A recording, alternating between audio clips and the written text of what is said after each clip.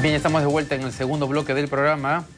Entre el 15 y el 24 de mayo se va a llevar a cabo la 17ª ronda de negociaciones del Acuerdo de Asociación Transpacífico, que es un tema que en verdad había pasado un poco desapercibido. Yo he comenzado a recibir los mails y a leer un poquito, y por eso decidimos invitar a Alejandra Alaiza, coordinadora ejecutiva de la Red Peruana por una Globalización con Equidad, y a Roberto López, coordinador de Acción Internacional para la Salud.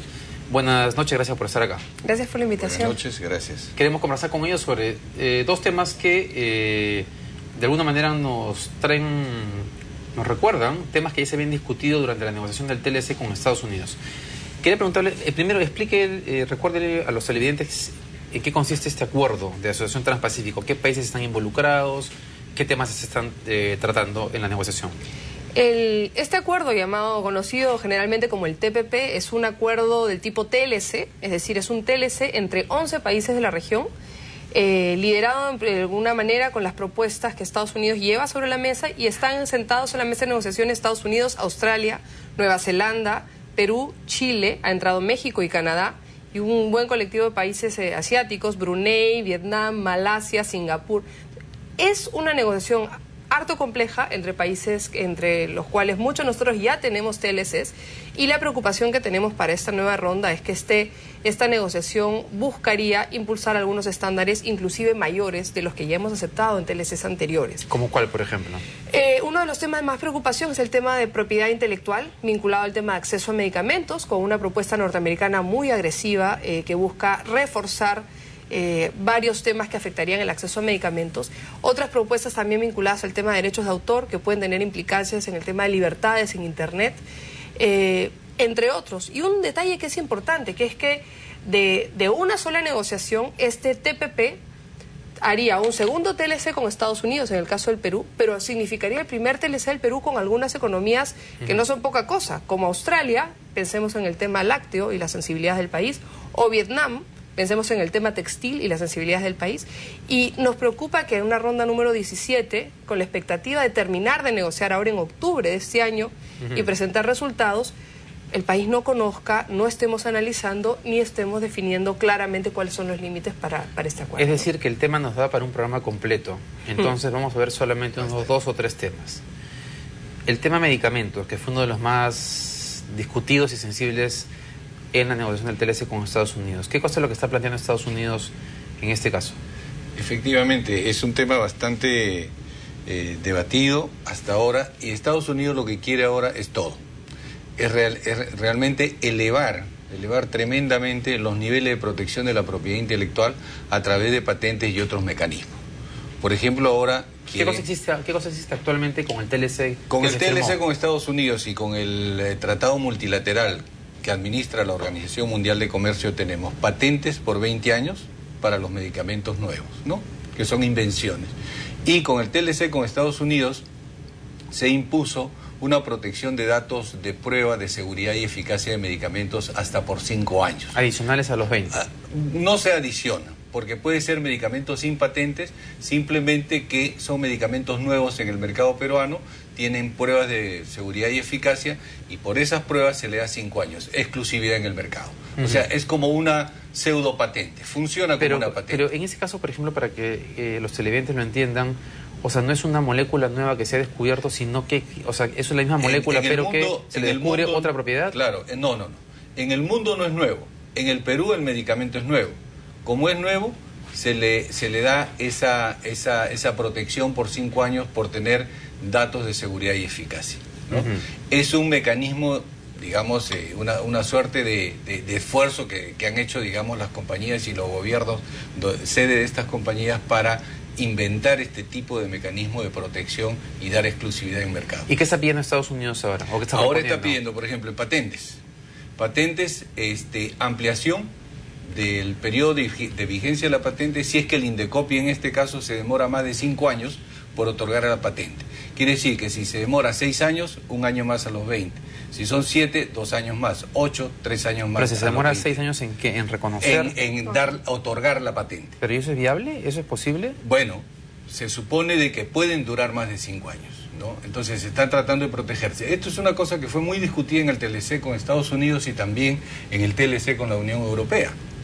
Es un punto que ellos están utilizando para ampliar la vigencia de la patente. O sea que en ambos casos, en el caso de Estados Unidos y de la Unión Europea, el Perú ganó en ese tema en particular en su posición. Creemos que sí, eso sí. Ahora, sí. me imagino que ya que son tantos países, ni México, ni Australia, ni los países, ni el resto de países van a aceptar esta propuesta. O sea, digamos, debe haber un bloque que se opone a esta propuesta de Estados Unidos. Claro, porque hay más también, ¿no? O sea, hay patentes de segundo uso, lo que usted mencionaba anteriormente. O sea, medicamentos que ya tienen una patente, que se descubre que tienen una nueva indicación terapéutica, 20 años más de patente, ¿no? Y ahí hay problemas en la industria, ¿no? Porque generalmente a veces ese segundo uso es algo que puede ser, digamos, no un gran descubrimiento, algo relativamente marginal o en términos de investigación y desarrollo, nada sustantivo, y se usa como pretexto para darle 20 años más. Ya no es invención de un medicamento, claro. Es descubrimiento de una nueva propiedad de un medicamento. Claro, o sea, pero eso actualmente... no lo damos. Además el Tribunal Andino hace muchos años rechazó, ¿no?, una demanda, digamos, de una transnacional que quería una patente de segundo uso.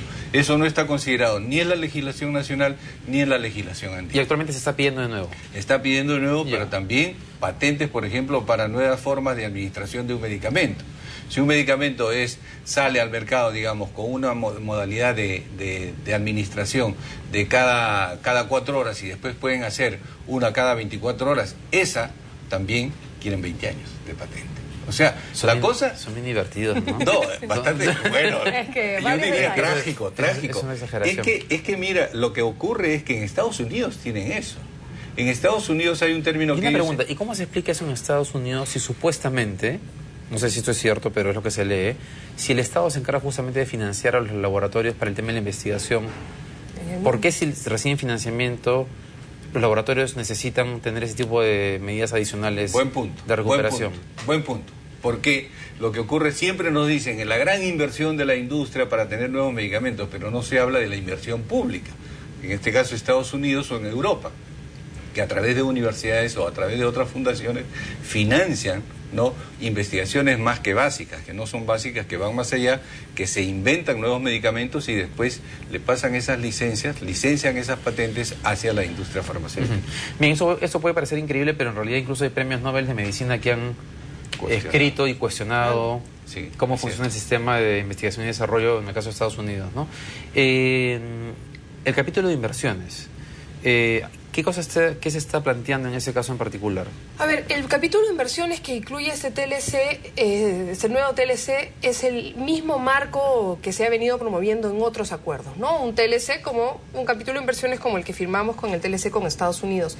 La pregunta que nos hacemos diferentes organizaciones de sociedad civil y que comenzamos a mirar es la política de atracción de inversiones con los acuerdos bilaterales de inversión en los 90, luego con el capítulo de inversiones de los TLCs, diseñaron una serie de mecanismos de atracción de inversiones que comienzan a mostrar limitaciones. Cuando uno tiene la demanda de Doerran por el caso de La Oroya contra el Estado peruano, ¿no es cierto?, 800 millones de dólares, uno dice, además, unánimemente todos los sectores nacionales han dicho, esta es una demanda injusta, pero estamos sentados en un citral en esta demanda, ¿no? Estamos en una demanda actualmente. Estamos ahorita en una demanda al amparo del TLC con Estados Unidos que está utilizando mecanismos de derechos a los inversionistas, como el que permite al inversionista privado demandar al Estado peruano por una serie de cláusulas que permiten los TLCs. Y en el caso de Doerran, ¿a qué cláusulas se adhiere para poder demandar al Estado peruano?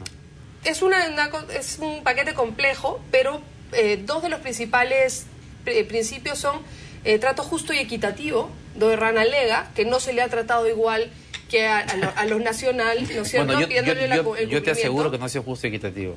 ¿Ya? Porque yo creo que al Estado se le ha pasado la mano en darle beneficios a la empresa más bien. De acuerdo, pero entonces le dieron todos estos beneficios después de todas estas ampliaciones del PAMA, cuando finalmente Alan García, que tampoco digamos que era un gobierno como de superizquierda, decide fijar el límite de estas ampliaciones y utilizando los canales del TLC para el contrato de Doerran, termina demandando al Estado peruano. Entonces, la pregunta que nos hacemos muchos, además en la discusión que tiene el país, y está aquí el viceministro de Ambiente, ¿no es cierto?, hay una agenda importante de regulaciones del sector ambiental, de normas pendientes, que podrían entrar y colapsar con estas medidas de los superderechos que llamamos a los inversionistas, en donde los inversionistas puedan demandar lo que ellos llaman la expropiación indirecta, el mecanismo por el cual algunas acciones de regulación estatales ellos consideren afectan su expectativa de ganancia y es el que los termina llevando junto con otros derechos a estas demandas. Ahora, pero